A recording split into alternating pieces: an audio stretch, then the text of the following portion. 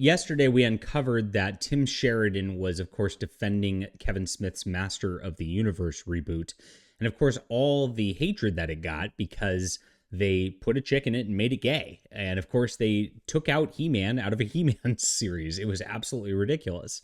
And he called all the fans trolls, people who were just getting clickbait and things like that.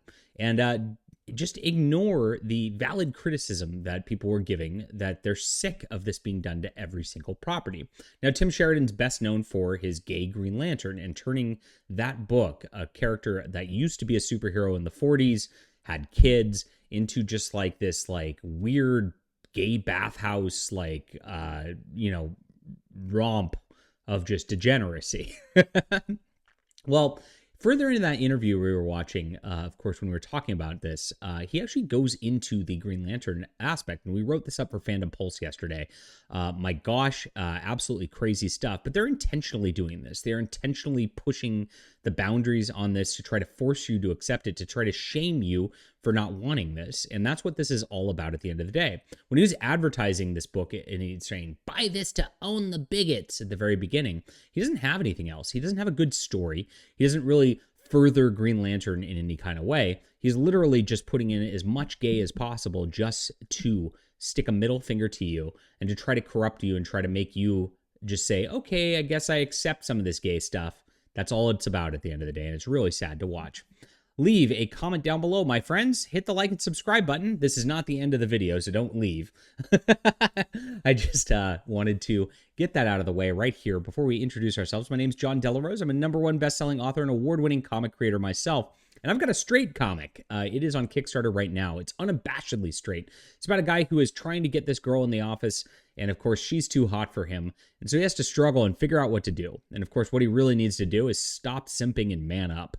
That is a message that needs to be taught to young boys today. And of course, it's a lot of fun in the process. So we have this right here. It's beautiful. Of course, I've gotten a lot of great comments about loving the art, loving the direction we're going with this. Huge success for our opening day, $2,300. Thank you so much. I didn't imagine actually this would do this well because it is a oddball concept. And that's what we like to do over here. We don't like to copy things. We are really innovative, and I'm a good writer. And so you should check things out. This is in the description below, and I appreciate you guys being here. So here's the article. Alan Scott, Green Lantern. Writer Tim Sheridan admits his DC Comics book is about pushing homosexual lifestyles. That's right. So he lambasted the fans, of course, who aren't real fans. And of course, I show the history here of just how creepy this Green Lantern series is as he's trolling the docks looking for his gay hookers. And then, of course, this is the first issue where he's just rolling around half naked with a man for a lot of the issue. It's absolutely crazy. And so this interview got kind of weird, and he started talking about this, and he said, that's so important. Alan represents real people. These are our fathers and our uncles and our neighbors and our brothers.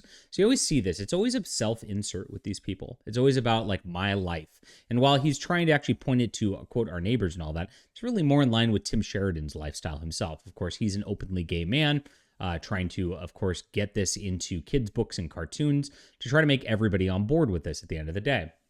Now, when you watch the interview with him, the interviewer was like, you know what? When I saw Alan Scott being gay and all that, I didn't like it turning Alan Scott gay. And you can see Tim Sheridan being like, And then he's like, but I eventually accepted it. And then Tim Sheridan gets very happy. It's like, and you could see he is using his status as like a bully pulpit in order to like make this reviewer like the book.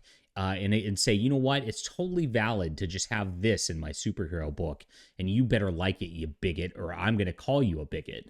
And that's what they're doing these days. It's all about bullying people into accepting their lifestyle. It's not tolerance, it's acceptance.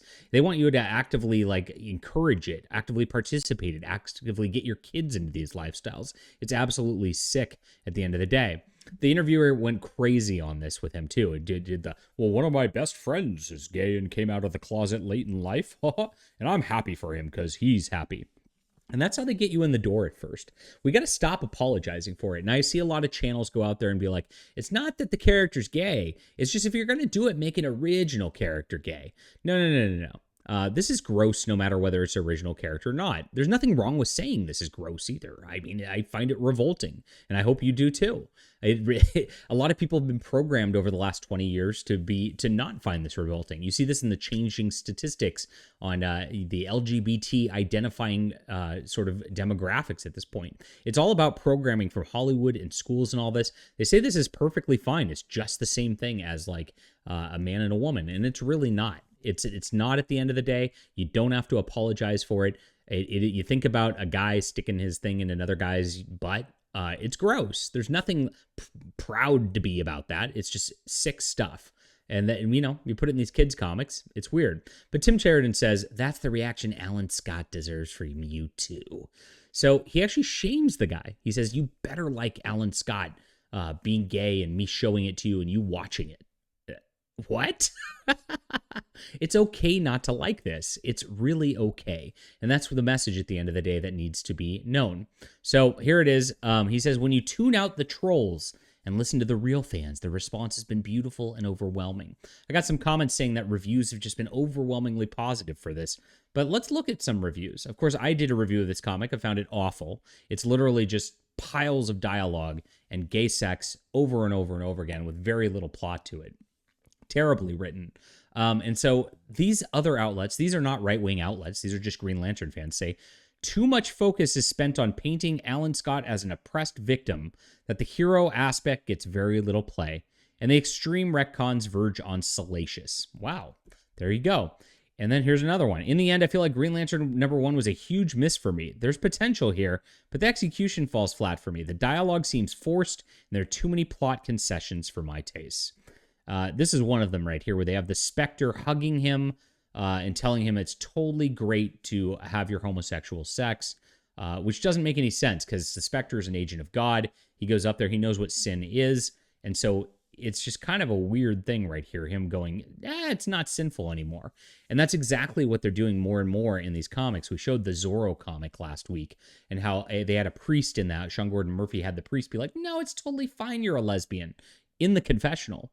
This is what they're doing. They're saying that there's no moral issue with it, that God actually is great with this, which is totally a falsehood. If you read the Bible, you know that this is not true.